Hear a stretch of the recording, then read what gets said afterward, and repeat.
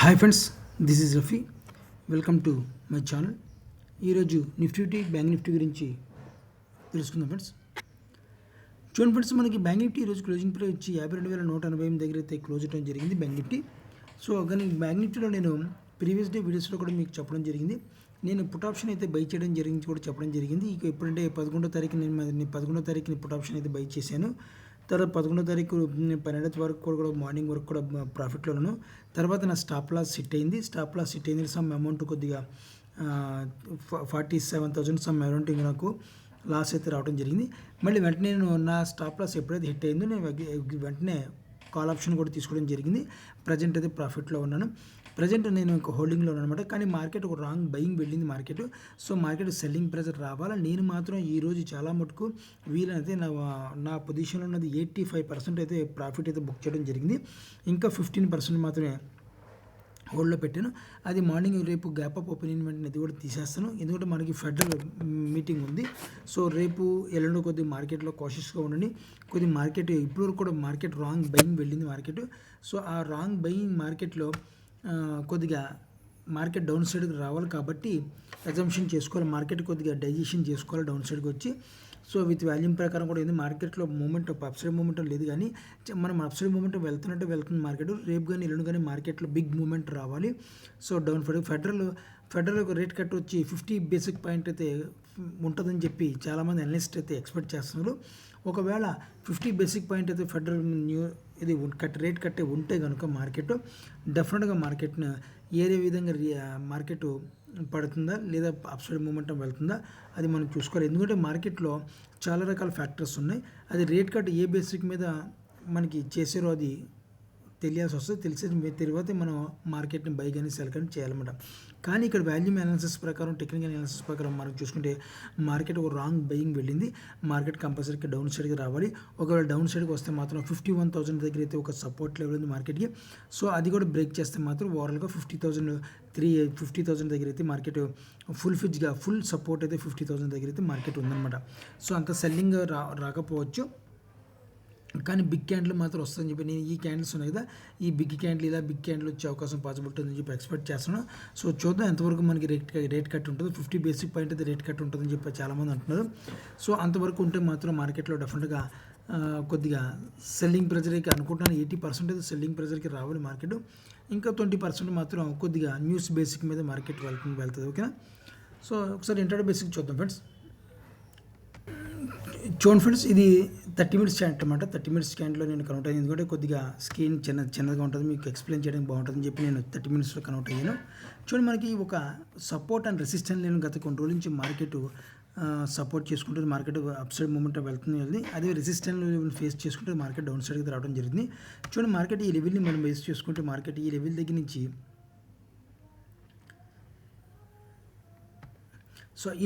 చూడండి మనకి colour change చేస్తాను, మీకు రెడ్ పెడతాను. ఓకేనా.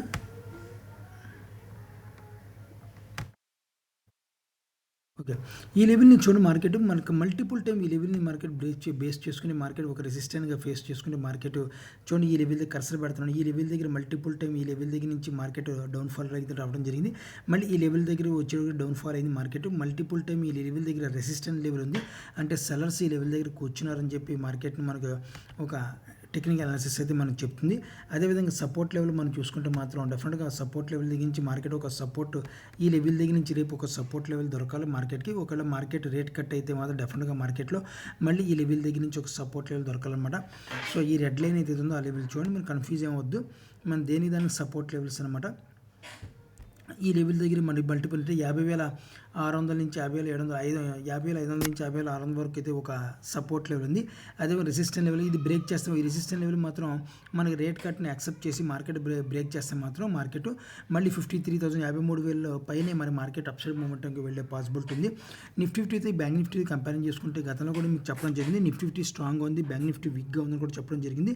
సో ఈ బ్యాంక్ నిఫ్టీ మాత్రం కొద్దిగా గ్యాప్ ఉంది కాబట్టి అప్సైడ్ మూమెంట్ వెళ్తానికి మనకి 50 ఛాన్సెస్ అటు ఇటు, కానీ ఎక్కువగా నేను 80% సెల్లింగ్ ప్రెజర్ సెల్లింగ్ వైపే చూస్తాను మార్కెట్. ఎందుకు రాంగ్ బయింగ్ వెళ్ళింది మార్కెట్ ఫుల్ ఫిజ్గా అప్ సైడ్ మూమెంట్ వెళ్ళి ఆగాలి అంటే మాత్రం రేపు రేట్ కట్ ఆఫ్లో మార్కెట్ మాత్రం డెఫినెట్గా 99% నా ఎక్స్పెక్టేషన్ మాత్రం 99% మార్కెట్ డౌన్ సైడ్కి రావాలి.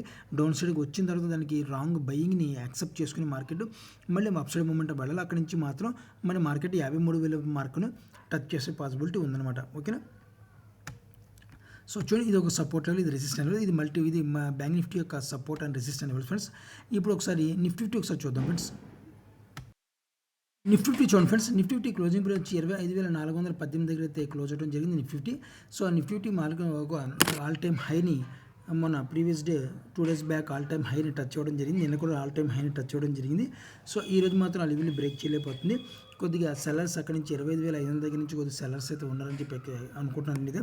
సో మార్కెట్ రేపు మాత్రం డెఫినెట్గా నిఫ్టీ కూడా ఒక సెల్లింగ్ ప్రెజర్ రావాలి మార్కెట్లోకి. ఒకవేళ సెల్లింగ్ ప్రెజర్ అంటే ఈ లెవెల్ దగ్గరగా ఈ లెవెల్ ఇంటర్ బేసిక్ లెవెల్ తప్ప కానీ ఈ లెవెల్ ఫుల్ ఫిజ్గా నాకైతే సపోర్ట్ చేస్తానది లేదు. ఈ లెవెల్ బ్రేక్ చేసి డౌన్ సైడ్కి రావాలి మార్కెట్. డౌన్ సైడ్కి వస్తే మాత్రం డెఫినెట్గా మార్కెట్ 24,500 దగ్గర అయితే ఒక సపోర్ట్లో ఉంది. ఒకవేళ ఇన్ కేస్ మార్కెట్ 24,500 దగ్గర అయితే నిఫ్టీ కిందకు వస్తే మాత్రం నేను డెఫినెట్గా మార్కెట్ని నేను లాంగ్ టర్మ్లో అయితే నెక్స్ట్ మంత్ కూడా హోల్డింగ్ పెట్టుకోవడానికి నేను బై అయితే చేయడం జరుగుతుంది.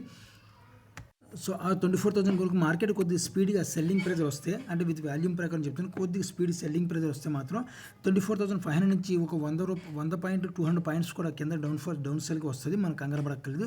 24,500 నుంచి ఒక 100-200 పాయింట్ కూడా కింద వస్తే మరీ మంచిది, నాకు నో ప్రాబ్లం. వస్తే ఇంకా బై చేస్తుంటాను. నేను ఎంత దిగినా సరే కాల్ ఆప్షన్ బై చేస్తుంటాను. ఎందుకంటే market compulsory upside movement వెళ్తుంది. ఎందుకంటే బయ్యర్స్ చేతుల్లో ఉంది మార్కెట్.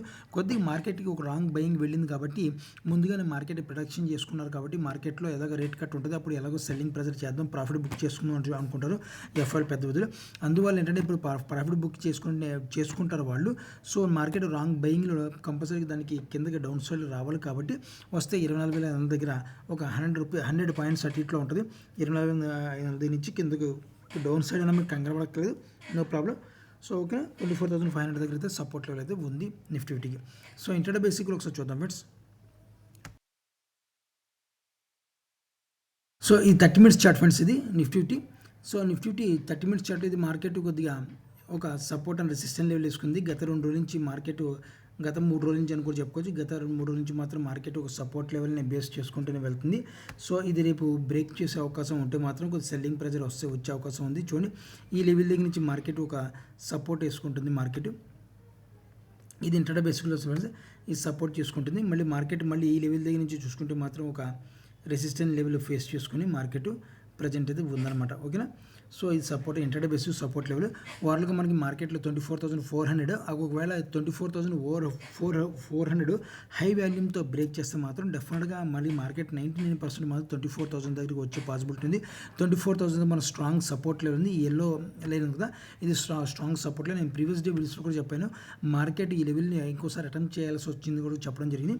ఈసారి కూడా అటెంప్ట్ చేస్తే చూద్దాం. ఒకవేళ అటెంప్ట్ చేస్తే మాత్రం డెఫినెట్గా మార్కెట్లో నేను 24,000 దగ్గర 400 దగ్గర బై చేస్తాను. అక్కడ వాల్యూమ్ నాకు సహకరిస్తే హోల్డ్ పెడతాను. ఒకవేళ సహకరించకపోతే కొద్దిగా లాస్ తీసుకుని ఎగ్జిట్ అయిపోయి మళ్ళీ 24,000 దగ్గర నుంచి కాల్ ఆప్షన్ అయితే బై చేసుకుని కూర్చుంటాను అనమాట. ఓకేనా. రేపు ఎల్లులో నేను మాత్రం కొద్ది సెల్లింగే ప్రెజర్ చేస్తాను. 99% కూడా సెల్లింగే చూస్తాను. బయింగ్ అయితే నేను అవకాశం ఇవ్వను ఫ్రెండ్స్. బయింగ్కి అయితే నేను ఎదురు చూడను అనమాట. ఓకేనా. సో ఇది నా వ్యూ అనమాట. సో ఇది నిఫ్టీ యొక్క support and resistant level friends. మీరు కూడా ఆప్షన్లో చేసేవాళ్ళు అంటే మీరు జాగ్రత్త ట్రేడ్ చేస్తున్నారు. ఆప్షన్లో ట్రేడ్ చేసేవాళ్ళు జాగ్రత్త ట్రేడ్ చేస్తాను ఆశిస్తున్నాను. నా వీడియో వాచ్ చేసిన thank you friends. Thank you very much.